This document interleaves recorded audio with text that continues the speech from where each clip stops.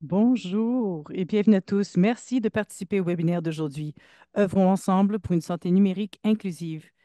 Alors, les principes, les outils et les exemples pour une co-conception inclusive et équitable en matière de santé numérique. Je m'appelle Jessie Checkley, je suis chef de programme principal au sein de l'équipe des programmes d'innovation en santé à ESC. J'utilise les pronoms elle et la et j'appelle aujourd'hui depuis le territoire non cédé du peuple Anishinabeg algonquin, également connu sous le nom d'Ottawa ou Ottawa, une région dans laquelle j'ai le privilège non seulement de vivre et de travailler, mais aussi de jouer. Et les couleurs de l'automne sont magnifiques. Je suis ravie d'être votre hôte pour la session d'aujourd'hui. D'excellentes présentations et d'activités sont prévues, mais avant d'entrer dans le vif du sujet, nous devons régler quelques questions d'ordre administratif. Sachez que cette session est enregistrée et que l'enregistrement ainsi que les diapositives seront accessibles après l'événement sur notre site Web public. N'hésitez pas à éteindre vos appareils photos si vous préférez ne pas apparaître dans l'enregistrement de la session. Pour nous aider à vous identifier tout au long du webinaire, veuillez confirmer que vous êtes correctement nommé dans la liste des participants. Ouvrez la liste des participants à partir de votre barre d'outils de Zoom au bas de l'écran, survolez votre nom et si vous avez besoin de vous renommer, cliquez simplement sur Renommer et cliquez sur OK. Nous sommes ravis d'offrir des services d'interprétation simultanée pour cette session. Pour accéder à la voix de notre interprète, veuillez choisir entre le français et l'anglais dans le menu d'interprétation situé en bas de votre écran. Votre confort et votre compréhension sont nos priorités et nous voulons nous assurer que tout le monde puisse participer pleinement au contenu. Si vous avez des difficultés à vous connecter au service linguistique pendant la session d'aujourd'hui ou si vous rencontrez d'autres difficultés techniques, nous vous demandons de contacter Sacha Neeland par message Zoom privé ou par courrier électronique. Vous trouverez ses coordonnées dans la boîte de clavardage. Chez Excellence en santé Canada, nous reconnaissons que nous sommes encore en train d'apprendre comment soutenir respectueusement les efforts de réconciliation et de développer des relations et des partenariats significatifs avec les gouvernements, les organisations et les communautés des Premières Nations, des Inuits et des Métis. Dans le cadre de ce cheminement, nous nous efforçons de favoriser la sécurité culturelle et l'humilité dans le système de santé et d'améliorer la capacité du système de santé afin de répondre aux besoins des Premières Nations, des Inuits et des Métis. ESC honore les territoires traditionnels sur lesquels son personnel et ses partenaires vivent, travaillent et se divertissent. Nous reconnaissons que le niveau de vie dont nous jouissons aujourd'hui est le résultat de l'intendance et des sacrifices des premiers habitants de ces territoires. Nous devons nous engager à ne pas répéter les erreurs du passé et viser à travailler de façon plus équitable dans le respect et les relations avec les Premières Nations, les Inuits et les Métis. N'hésitez pas à vous présenter dans la boîte de dialogue et à nous indiquer le territoire où vous nous rejoignez. Si vous n'êtes pas familier avec le territoire où vous vous trouvez, l'histoire sur qui l'a construit et habité avant vous, nous avons partagé le lien vers une excellente ressource, Native Land Digital, dans la boîte de clavardage, justement.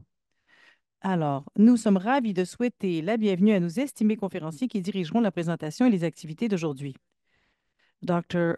Paula Voorhees est chercheuse postdoctorale au Science of Care Institute de Sinai Health.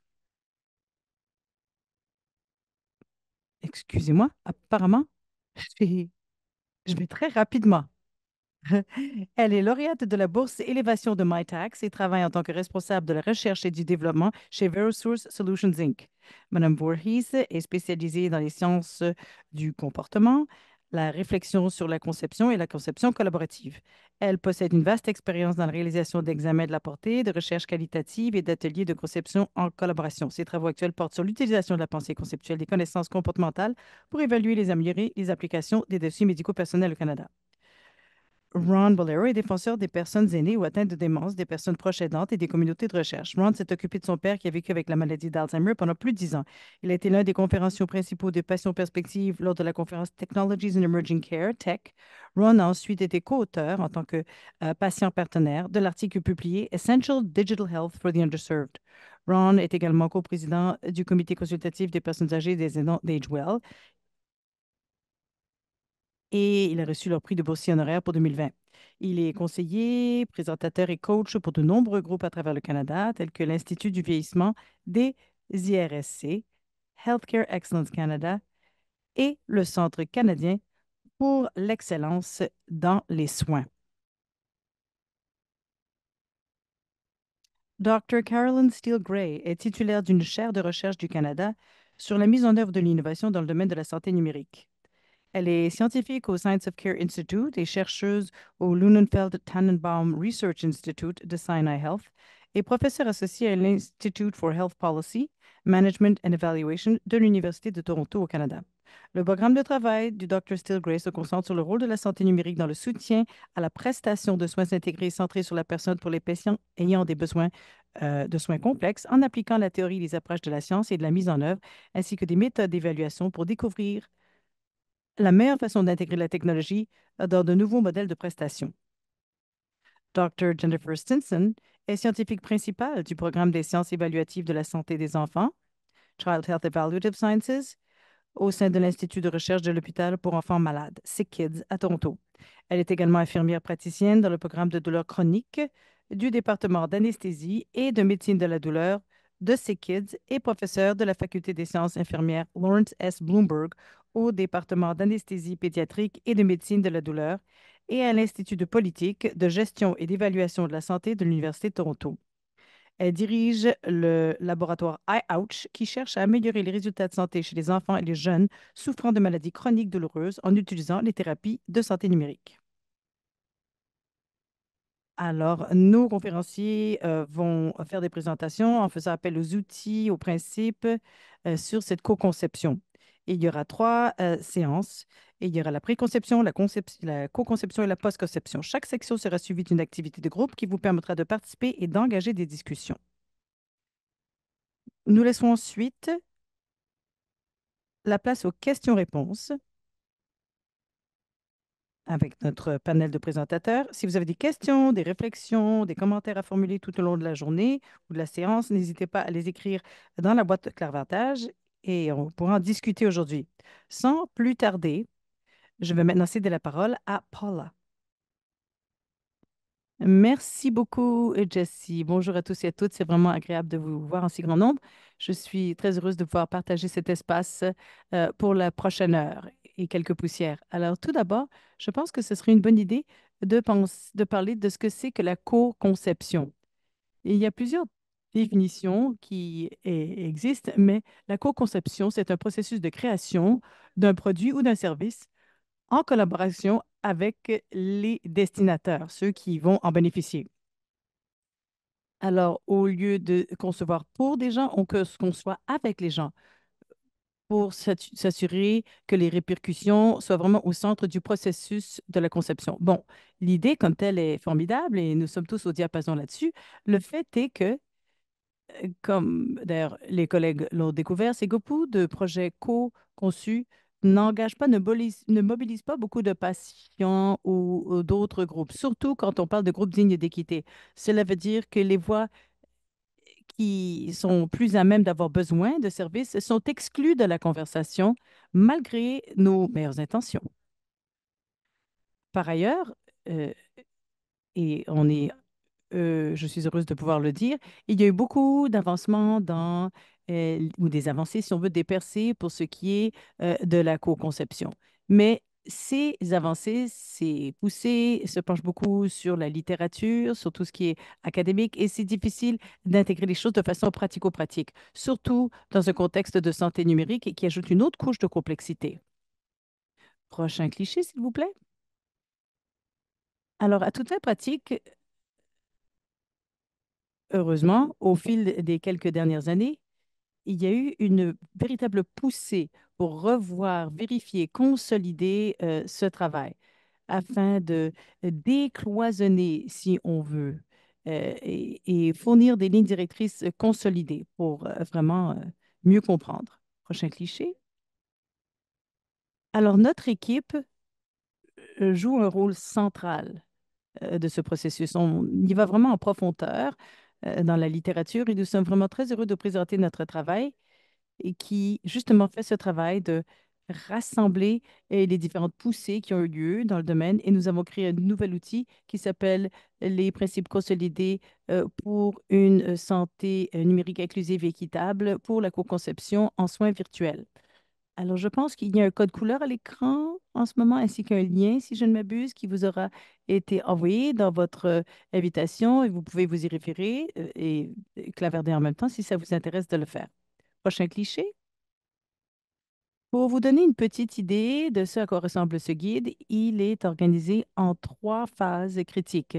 Et évidemment, mes collègues en parleront davantage dans quelques instants. Mais à toute fin pratique, voici un petit aperçu rapide. Ça commence avec la préconception.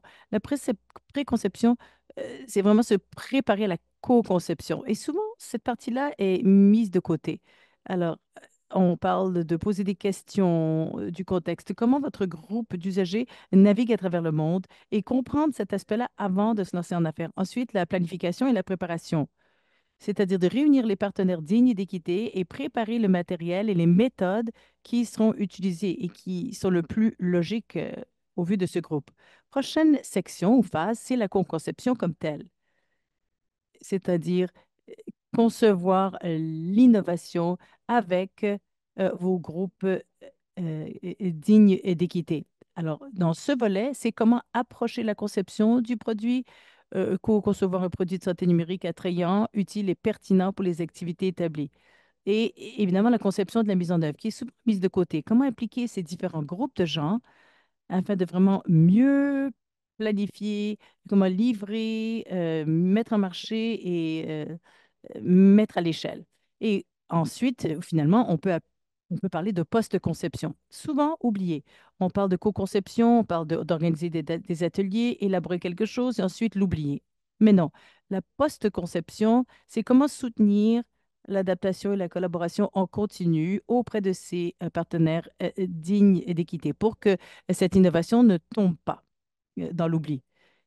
Alors, on parle d'abord d'évaluation développementale, recueillir des données, évaluer les résultats d'une manière significative pour les partenaires de co-conception. Et ensuite, il y a le côté pérennité. Il faut s'assurer qu'il y ait des champions qui soient présents et qu'ils respectent cet engagement pour continuer à améliorer les innovations dans le temps comme dans le temps. Alors, nous avons mis sur pied ce cadre, si l'on veut, qui, nous l'espérons, sera un outil pragmatique qui pourrait aider quiconque qui s'intéresse à la co-conception afin de pouvoir le faire de façon minutieuse. Prochain cliché. Alors, au bout du compte, nous avons rassemblé une liste d'idées de tous ces autres collègues qui ont fait du travail formidable ici, dans ce document, mais il faut ensuite s'y engager. Ça peut vous sembler un peu beaucoup au départ, ça peut faire peur de regarder tous ces principes et de se demander comment on va s'y prendre, mais le fait est qu'on est capable. Et voilà pourquoi mes collègues ici aujourd'hui vont partager des histoires sur les défis et les avantages aussi à l'approche de la co-conception à travers ce regard. Et on va vous donner des exemples pour que vous sachiez comment ça se fait en pratique. Alors, je pense que je vais maintenant céder les paroles à mon collègue Ron, qui va vous parler de son expérience personnelle avec la préconception et quelques leçons apprises. Merci, Paula. Bonjour à tous et à toutes. Ça me fait plaisir de voir tous ces visages connus. Alors, je vais parler de la phase de la préconception. Alors, l'élément principal, c'est le pré. Donc, c'est le début. Comme Paula l'a dit, c'est se préparer. Euh, Et beaucoup du succès se passe en fait ici. Et tous ces échecs à venir seront moins importants si on est bien préparé, si la préconception est bien aboutie. Alors, enquête contextuelle, donc établir des relations, évidemment, c'est très important. Et ensuite, il y a évidemment la planification et la préparation. Donc, il y a deux aspects, enquête contextuelle, planification et préparation. Alors, euh, alors, au début, c'est presque officieux. On se lance en affaires et on voulait apprendre. Apprendre comment les choses sont faites à l'heure actuelle. On parle de tâter le pouls, tout simplement. Voir un peu où on en est dans le présent avant de présumer quoi que ce soit. Alors, parfois, c'est bon de présumer des choses, mais comme vous le savez, vous êtes plusieurs à savoir que, comme on dit, assume as out of you and me, c'est un jeu de mots qui ne se traduit pas en français, mais donc c'est mieux de ne rien présumer, finalement. C'est plus sécuritaire. Alors, on parle d'établir, collaborer, comprendre et structurer. Et pour ce qui est de l'initiation, bon, Pour moi, dans mon espace, c'est partenaire patient, l'expérience vécue, les parties prenantes avec qui, pour qui vous travaillez. Le relationnel, c'est vraiment gros. Donc, de travailler sur ces relations tôt. Vous voulez bâtir à partir de cette capacité une relation à la fois. Paula a utilisé le mot champion. Eh bien oui. Qui sont ces champions ou qui seront les champions avec qui vous allez lancer tout cela? Alors, collaborer avec les communautés. Parfois, il faut comprendre qu'il ne s'agit pas que d'une seule personne. Parfois, c'est un groupe avec qui vous collaborez. Un pourcentage de la communauté, un groupe. Vous voulez comprendre le contexte socio-technologique en mettant l'accent sur les besoins des utilisateurs et utilisatrices. Cet élément est vraiment particulièrement important. Comprendre leurs besoins et ne pas présumer, encore une fois, quels sont leurs besoins, mais vraiment comprendre tôt dans le processus et donc poser ces questions très percutantes. Moi, j'aime beaucoup les questions qui ont à voir avec les émotions. Comment vous sentez-vous par rapport à ceci ou à cela? Moi, j'adore. Je trouve ça très utile. Structurer. Structurer un environnement de conception axé sur l'équité en tenant compte des leviers politiques et des changements structurels. Comment est-ce que nous faisons fonctionner tout cela pour que ce soit équitable? Est-ce qu'on ne s'adresse pas aux meilleures personnes possibles? Est-ce qu'on doit se tourner vers d'autres personnes, d'autres communautés? À qui devrions-nous nous adresser à ce stade-ci? Et deuxième partie, j'y reviens, la planification et la préparation. Est-ce que vous êtes bon dans la préparation? Alors, faire venir ces partenaires dignes et d'équité, préparer le matériel et les méthodes qui seront utilisées. Vous voulez planifier, inviter, orienter, ainsi que bâtir. Planifier. Bon, souvent, c'est le temps et les ressources qui sont nécessaires à la co-conception qui sont très importantes. Je dis souvent à la communauté, il faut exagérer peut-être le temps qui est prévu. Ah, vous vous dites, ah, je peux faire ça à l'intérieur d'une heure et l'heure passe et on n'a presque rien réalisé. Alors, c'est mieux d'exagérer. Prévoyez plus de temps plutôt que moins. Alors, comment les éviter? Parfois, on doit les rencontrer, ces personnes, là où elles sont. Parfois, ce n'est pas dans votre espace, c'est dans leur espace. Orienter. Orienter les partenaires de co-conception en définissant clairement les rôles, les attentes et la formation. Surtout pour certaines des parties prenantes qui ont vécu une, une expérience comme moi-même, hein. Je me présente comme étant une personne comme ça. Alors, tout au long du projet, il y en a qui ne savent pas quel est leur rôle. Donc, pour les intégrer, les accueillir, il faut les orienter, qu'ils sachent quel est leur rôle. Orienter les partenaires de co-conception en définissant clairement les rôles, je le répète, les attentes et la formation. Et bâtir un environnement de co-conception axé sur l'équité en tenant compte des leviers politiques et des changements structurels. Alors, une des organisations que je soutiens et où je suis président, c'est AgeWell. Lorsqu'ils ont commencé, c'était en 2015. C'était tous des chercheurs, chercheuses du monde académique. Je pense que j'étais la première personne euh, proche aidante et qui avait vécu une expérience. Et les autres étaient des chercheurs, chercheuses, il y a des innovateurs et aussi il y a des gens comme moi qui ont vécu des expériences. On appelle ça des adultes un peu plus mûrs et des personnes proches aidantes ou des patients. Il y a aussi des patients qui ont vécu une certaine expérience. Au sein de AgeWell, au fil des ans, il est devenu obligatoire que chaque projet maintenant doit s'assurer que dans la phase pré-conception, qu'il y a ou bien un adulte mûr ou une personne proche aidante qui discute de certains aspects déjà avec l'équipe.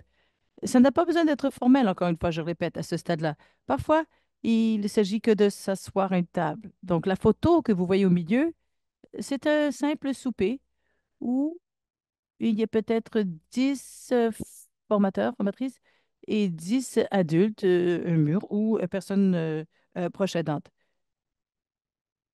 Alors, quel est le projet sur lequel il s'envisage de travailler? Eh bien, mais avant de sauter en affaires, tout simplement avoir la conversation. Voilà ce que le groupe fait au milieu, la photo à table. Et ensuite, à droite. À gauche, je vais vous parler un peu de la photo à gauche, à une des conférences. une photo de certains des adultes d'un âge un peu plus mûr et des personnes proches aidantes. Ils sont très sérieux, comme vous le voyez, hein. On a un groupe assez rigolo. Et ils sont en train de vivre leur vie.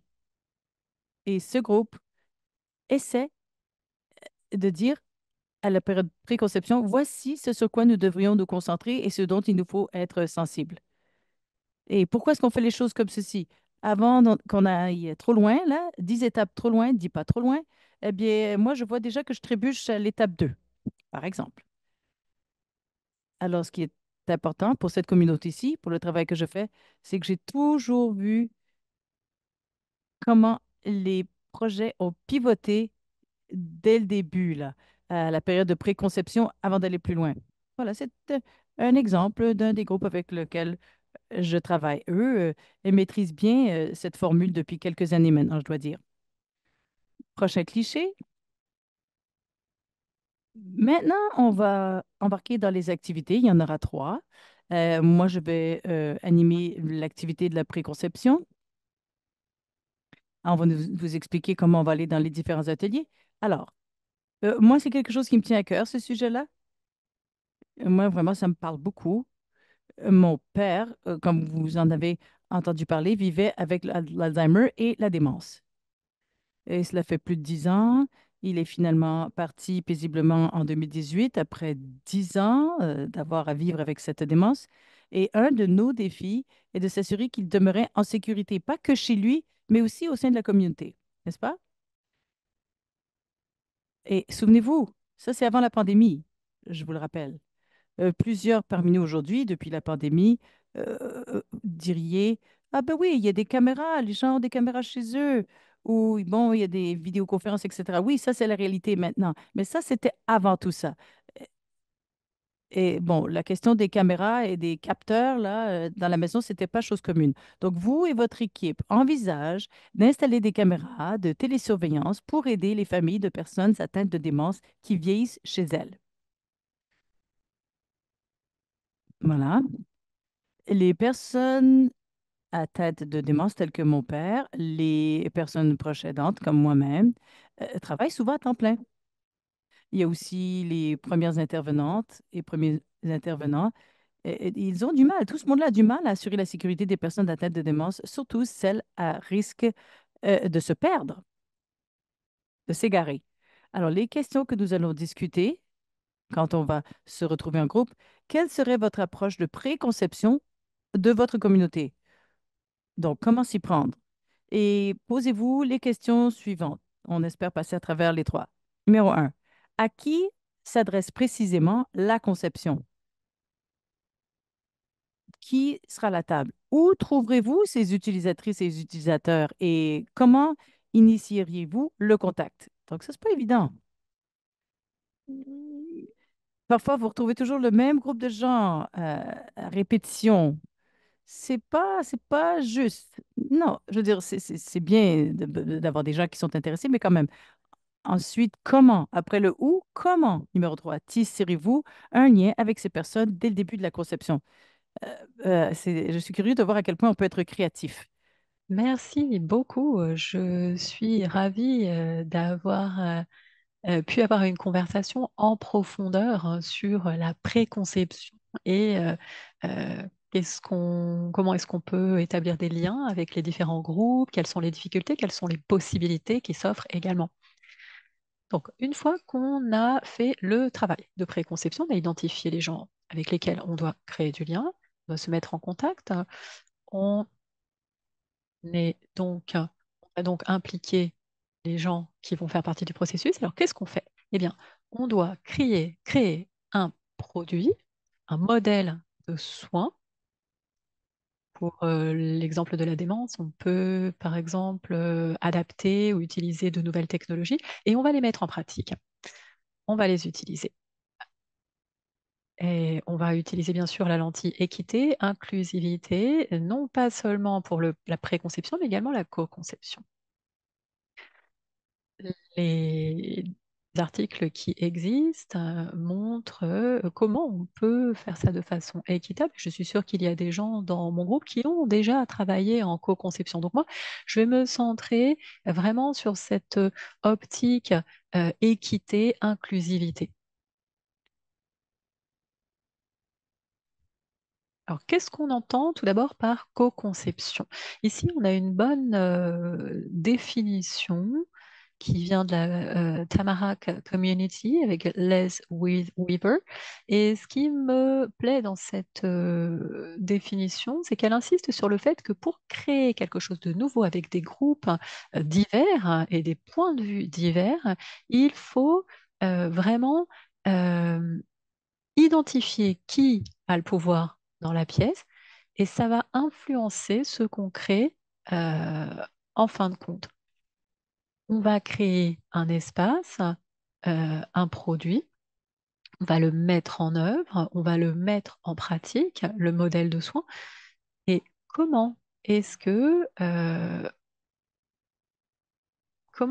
parfois des éléments extérieurs vont nous emmener d'un côté qui n'est pas forcément le bon, par exemple, nous éloigner des populations minoritaires qui, en général, ne sont pas celles qui sont en position de pouvoir. Alors ici, on a un modèle qui nous permet de comprendre comment on peut collaborer. Je suis sûre que c'est quelque chose que vous avez déjà vu. C'est quelque chose qui fait partie de l'engagement des patients, un cadre qu'on utilise pour l'engagement des patients, mais ça peut vraiment nous aider à la façon dont on peut impliquer les autres et collaborer dans le cadre de la co-conception avec différents acteurs.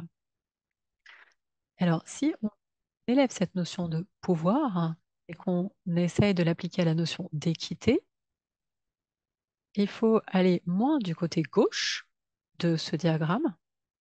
C'est ce qu'on fait traditionnellement, hein. On arrive, on entend ce que les gens ont à dire, on en retire de l'information. Mais là, on va devoir se déplacer vers la droite du diagramme où on va collaborer pleinement, on va partager le pouvoir, hein. Ceux qui mènent ou qui sont traditionnellement les meneurs vont euh, se mettre en retrait et vont laisser peut-être les proches aidants euh, prendre le pouvoir, prendre l'initiative. Donc là encore, ça demande un point de vue différent, un ton différent dans la collaboration et le type d'activité qu'on va faire, hein, lorsqu'on conçoit l'intervention, le modèle d'intervention va être différent. Et je voulais, sur cette diapositive, vous montrer la différence entre la, donc, concevoir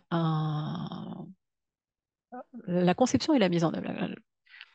Alors, je ne vais pas trop rentrer dans les détails sur ces deux points, la conception et la mise en œuvre, mais je vais vous donner simplement quelques exemples et puis ensuite on reviendra en petit groupe parce que je trouve que c'est très intéressant de pouvoir discuter. Alors, à gauche, on a une visualisation de ce qu'on entend par la conception. On a par exemple une technologie mobile, une nouvelle plateforme de soins virtuels et on va créer peut-être une interface.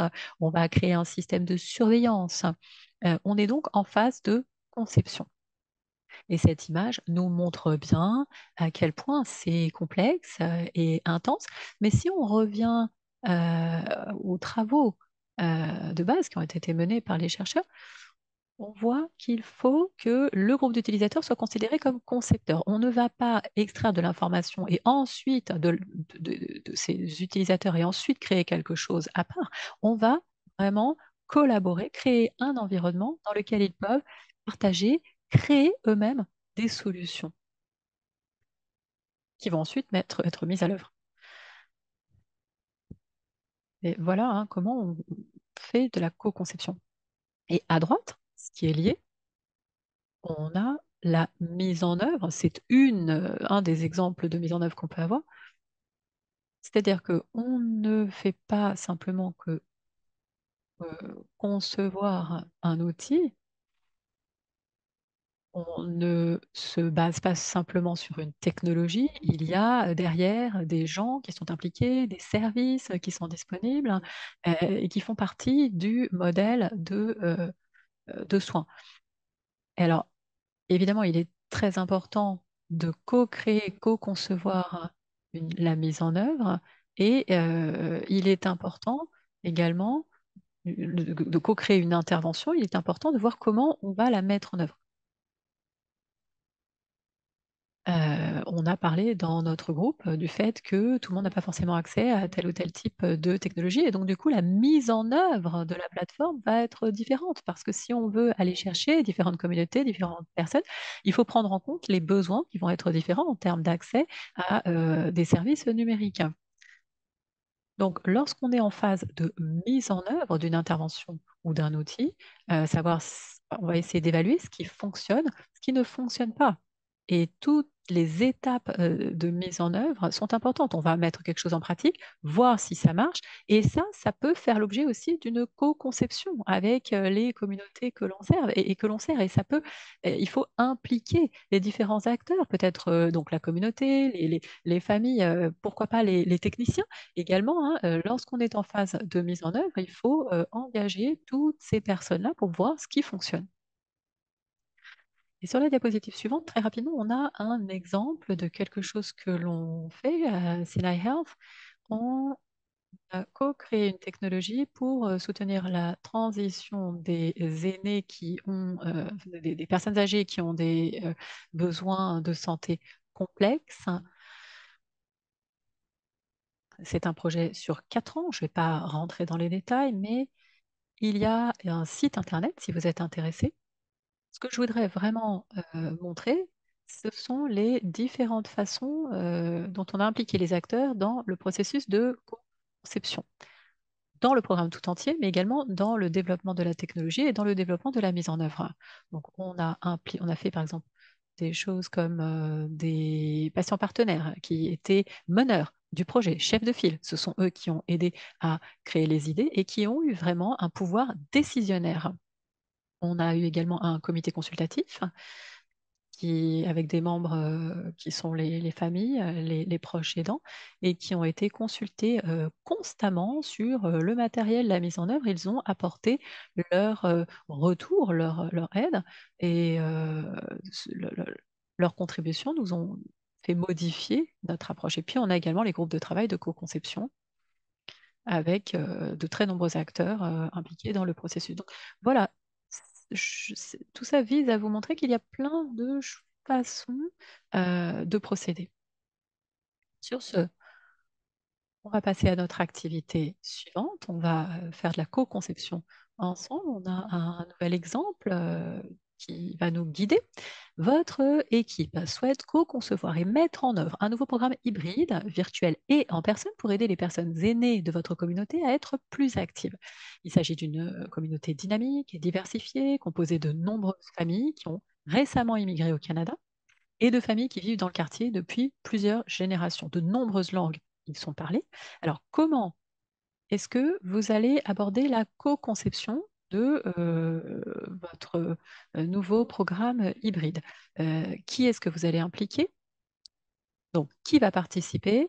Comment mobiliserez-vous ces personnes à quel moment? Et comment respecterez-vous les principes d'équité? Voilà les 3 questions qui vont guider la discussion. Alors, on a parlé de la préconception, on a parlé de la co-conception et on est à présent à la phase de post-conception. Et je dirais que cette phase doit vraiment être réfléchie au niveau de la préconception. Parce qu'on va dépenser beaucoup d'argent au niveau de la co-conception, évaluer si c'est efficace, et souvent, on se rend compte que les solutions, finalement, n'atteignent jamais les gens pour lesquels on les a conçues. J'ai un exemple de ma collègue Christine Chambers, qui travaille en douleur pédiatrique, et elle s'est rendue compte que seul un tiers des utilisateurs avaient utilisé l'outil qui était co-conçu, et que ceux qui l'utilisaient euh, le faisaient presque tous les jours. Donc, puisqu'on parle d'équité, il faut vraiment s'assurer qu'on a des outils qui nous permettent de vérifier qu'on a atteint les populations qu'on ciblait.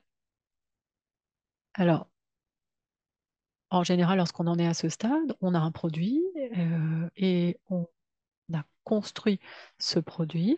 Et lorsqu'on conçoit le produit, il faut, dès le début, concevoir en même temps un système d'évaluation de ce système. Par exemple, en demandant le retour de ceux qui l'utilisent, comment est-ce que ça les aide, en quoi est-ce que ça a un impact sur les euh, retombées cliniques, travailler également avec les fournisseurs de santé.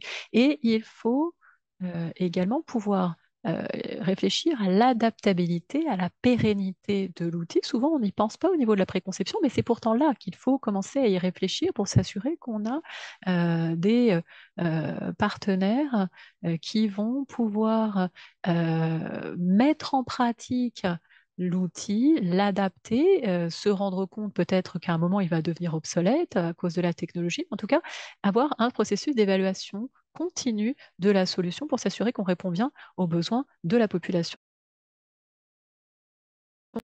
Il est vraiment important de déterminer qui sont ses champions, continuer à apprendre et raffiner, peaufiner son produit dans le temps comme dans le temps. On va passer au prochain cliché. Je vais vous donner un exemple. Comme je l'ai mentionné, je travaille avec des gens qui souffrent de populations qui souffrent et un des groupes en particulier qui m'intéresse tout particulièrement, c'est un groupe qui souffre de drépanocytose. C'est surtout la population, les jeunes d'origine afro-américaine. C'est assez rare, c'est génétique. Alors, tout cela a évidemment un impact sur leur vie. Et nous savons que ce groupe fait face à des inégalités raciales et autres par rapport à leur maladie, euh, drépanocytose, ainsi que leur ethnicité.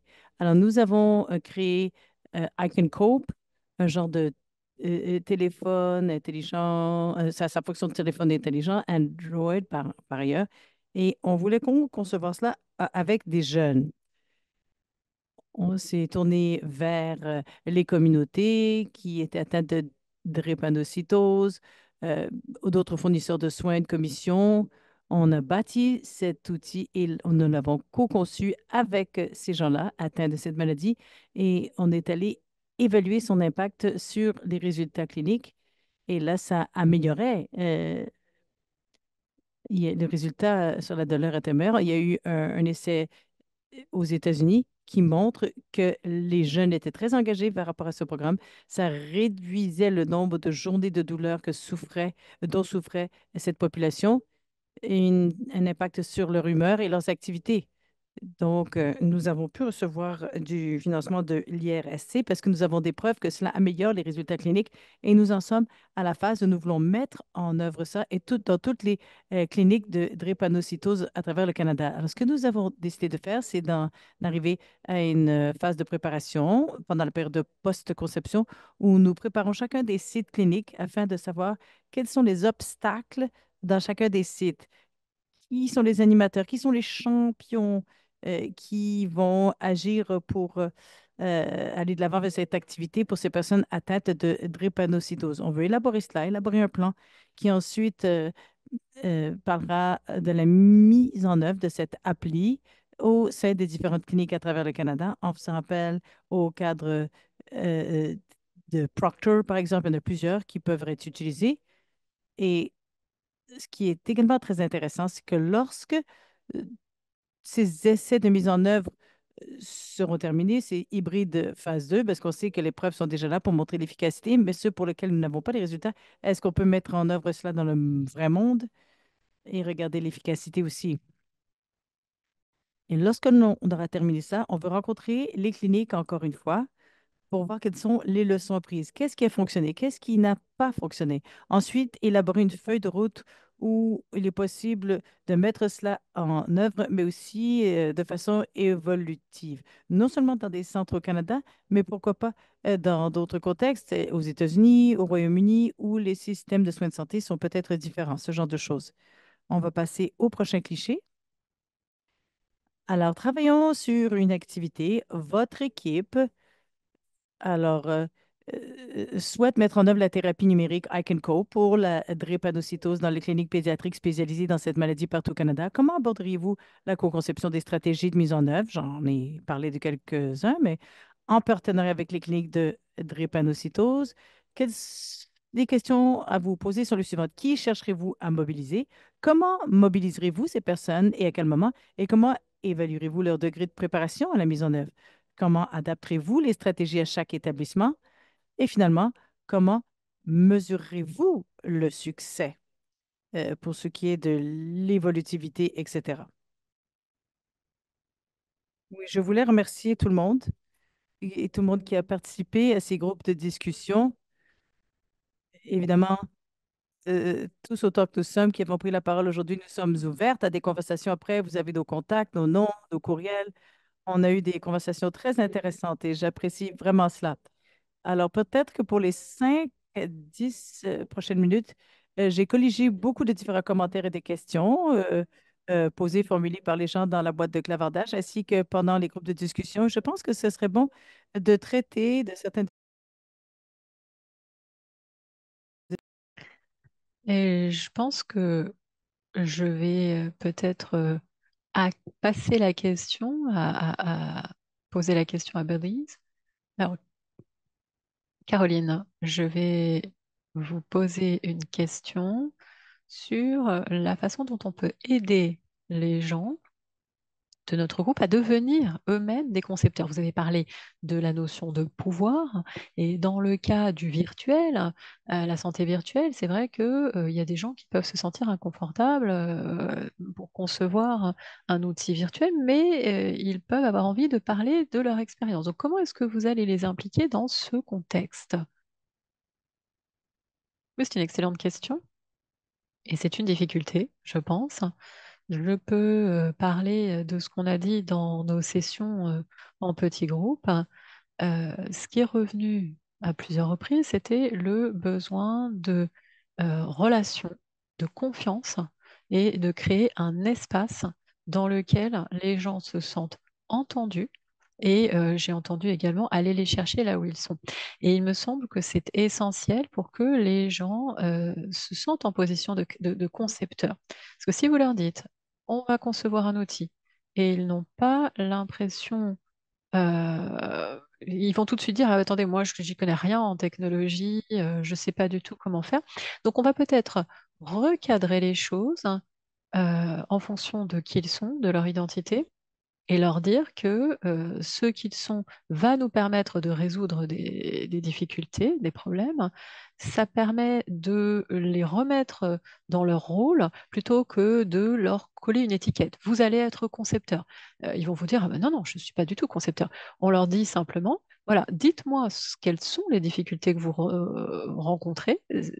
De cette façon, on va résoudre les difficultés. C'est une conversation un petit peu différente et ça permet de déplacer la notion de pouvoir et de créer de la confiance. Alors, une autre question pour vous, Caroline, avant de passer à quelqu'un d'autre.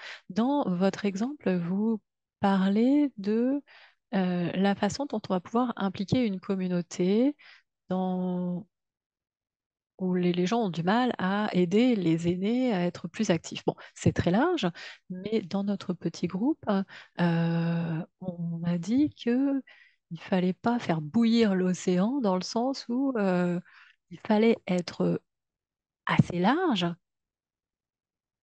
Et quand est-ce qu'il faut être relativement, avoir une solution relativement large qui va pouvoir s'adapter à plein de gens, et quand est-ce qu'il faut au contraire se centrer, et être un peu plus centré sur une solution plus ciblée? Ça, je pense que c'est une question à laquelle tout le monde pourrait apporter des éléments de réponse. Et c'est une question qui est aussi éthique.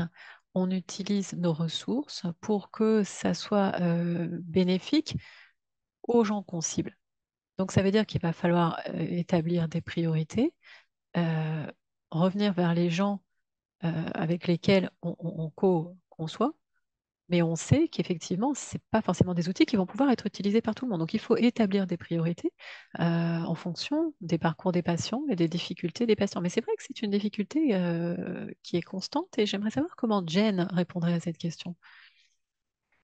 Oui, je suis tout à fait d'accord. Je pense que c'est une difficulté. Et nous, en tant que chercheurs, on essaye, on procède de façon un petit peu similaire dans notre laboratoire. Avant de parler, de penser solutions virtuelles, on rencontre les gens pour lesquels on veut concevoir l'outil. On leur demande, est-ce que pour vous, c'est une bonne solution? Est-ce que, par exemple, une solution virtuelle, ça va être la meilleure solution pour cette population? Et on passe beaucoup de temps à faire ce que vous avez dit, hein, co-concevoir, établir les priorités, quelles sont les caractéristiques les plus importantes à prendre en compte, et puis quels sont les principes sous-jacents également qu'on essaye de prendre en compte dans nos solutions. Donc, l'idée, c'est il faut que ça soit simple. Il ne s'agit pas simplement de la douleur, mais de ma vie. Il faut qu'on ait un espace où les gens se sentent en sécurité. On a ces trois principes qu'on applique à tout ce qu'on fait et on les met à chaque fois dans nos feuilles de route. Mais l'idée, c'est de commencer par ce qui a été exprimé comme étant le plus important pour les populations qu'on cible. D'accord, très bien. Jen, je peux peut-être vous poser une autre question qui est ressortie dans notre petit groupe en termes d'évaluation. Dans votre exemple, vous essayez de comprendre non pas seulement les utilisateurs, hein, euh, mais vous allez essayer de réfléchir aux gens qui ne connaissaient pas l'outil ou qui ont décidé de ne pas l'utiliser ou qui ont commencé à l'utiliser mais qui n'ont pas continué. Comment est-ce que vous travaillez avec ces différents groupes lorsque vous êtes en phase d'évaluation, lorsque vous essayez de tirer des leçons de ce que vous avez fait? Oui, alors il faut encore revenir au groupe sur lequel vous centrez. Donc, par exemple, si on veut qu'un clinicien euh, prescrive quelque chose à des jeunes qui sont en situation de douleur, alors dans ce cas, on va demander combien, on va inclure ça, on va mesurer enfin, réfléchir, évaluer la façon dont ça a été prescrit, à quelle fréquence, quel est le nombre de patients qui se sont rendus à la clinique et sur ce nombre, à combien est-ce qu'on a prescrit cet outil. On va utiliser ces données et faire une sorte de cartographie avec tous les points de données qui vont nous permettre d'évaluer l'outil. Et dans notre groupe, il y a eu un commentaire. On nous a dit les données dont vous avez besoin, ce serait il faut réfléchir, par exemple, à si vous vouliez que le gouvernement de l'Ontario adopte et finance cet outil. De quelles données est-ce qu'ils auraient besoin pour pouvoir adopter? Donc, si c'est votre objectif, il faut adapter votre évaluation et utiliser les données dans ce sens. Donc réfléchir à finalement qu'est-ce qu'on veut de cette évaluation, qu'est-ce qu'on va en faire, qu'est-ce qui va en ressortir. Oui, effectivement, et ça se fait au niveau de la préconception, hein. On va se poser la question, qu'est-ce que ça signifie que l'outil soit réussi et du succès? Euh, on va se poser la question de façon très précoce. Et il faut être très clair également sur les problèmes, les problèmes qu'on pourrait rencontrer, et quelles vont être les solutions et qu'est-ce qui va faire que les choses vont marcher. Oui, on a déroulé un certain nombre d'exemples dans notre groupe, hein, euh, et en fait, on est passé d'une phase à une autre, hein, préconception, co-conception, et lorsqu'on a parlé de l'évaluation, en fait, on est revenu à la phase de préconception. Si on veut avoir de la réussite dans la phase de post-conception, il faut en fait très rapidement, en phase de préconception, y réfléchir. Donc, par exemple, le côté mobilisation de connaissances ou traduction. Comment est-ce qu'on va faire en sorte que les gens soient au courant de ça? Il faut y penser dès le début, pas à la fin, lorsqu'on aura plus de ressources, par exemple plus de budget, ou qu'on n'aura plus de temps. pour travailler à établir, développer des relations avec les communautés. Et, connaître la langue parlée par les différents acteurs, c'est quelque chose qui doit être identifié très tôt. On peut faire par exemple un questionnaire en phase de préconception, poser des questions. Alors, un questionnaire, c'est peut-être un peu trop officiel, on va juste poser des questions. Enfin, tout ça, finalement, revient à la communication avec les parties prenantes tout au long du processus, pas seulement à la fin. Et c'est quelque chose qui doit être planifié, intégré dès le début. On a les parties prenantes, on n'aura peut-être pas besoin de ce groupe de parties prenantes dès le début, mais on ne va pas attendre de communiquer avec eux, pas attendre d'être à la toute fin pour communiquer avec eux, on va les impliquer dès le début. Oui, je suis tout à fait d'accord, hein. Et Jen a mis un commentaire également euh, dans la boîte de dialogue. Alors, une autre question, peut-être, Ron, qui est ressortie. Quelqu'un qui a fait un commentaire sur comment euh, qu'il fallait mettre la priorité sur les liens plutôt que sur le contenu. Et si vous étiez nouveau dans ce domaine, que vous vouliez créer des relations, du lien en phase de préconception, comment est-ce que vous feriez ça au mieux, mettre sorte, faire en sorte que les liens priment sur le contenu au départ? Oui, moi, ce que je pense, c'est qu'il faut poser de meilleures questions. Vraiment travailler sur les questions. Poser des questions qui vont vous permettre d'avancer. Pour moi, dans mon travail, ça va être des questions émotionnelles. Par exemple, demander aux gens, bon, comment vous vous sentez par rapport à ça? Dire, non, ça, j'ai pas confiance dans ça. D'accord. Alors pourquoi? Si vous arrivez à des questions qui impliquent le volet émotionnel, euh, je pense que et puis faire des allers-retours, hein, dire ah ça vous avez dit que c'est quelque chose qui vous plaisait, qui vous apportait de la confiance. Alors on peut revenir pourquoi réfléchir. D'accord, et ça nous ramène, hein, à ce qu'on a dit au départ, hein, avoir un esprit curieux, un esprit ouvert, hein. La co-conception, finalement, c'est être curieux des autres et avoir vraiment envie de comprendre les gens, de comprendre leurs problèmes et les possibilités qu'on peut ouvrir pour eux. Alors, il nous reste quelques minutes. Merci beaucoup, Ron, Jen, Carolyn, pour vos contributions. Je vais redonner la parole à Jessie pour la conclusion. Bien, je vais commencer en vous disant que nous aimerions votre retour sur la séance d'aujourd'hui. On utilise le questionnaire pour nos sessions futures. Donc, merci par avance. Et puis, je voudrais remercier très chaleureusement nos orateurs. Merci d'avoir partagé vos expériences, votre travail, votre expertise avec nous. Je voudrais également remercier les interprètes et l'équipe de production qui a travaillé en coulisses pour que la session soit rendue possible. Merci beaucoup. Et à nos participants également qui ont pris le temps d'être avec nous aujourd'hui. Si vous avez des questions ou des commentaires, n'hésitez pas à nous contacter. Vous avez l'adresse de courriel qui est sur votre écran. Si vous êtes intéressé également par Excellence en Santé Canada, vous pouvez vous rendre sur notre site internet. Voilà qui conclut notre session aujourd'hui. On sera ravis de vous voir la prochaine fois. Merci beaucoup pour cette conversation et on vous enverra davantage d'informations suite à la session.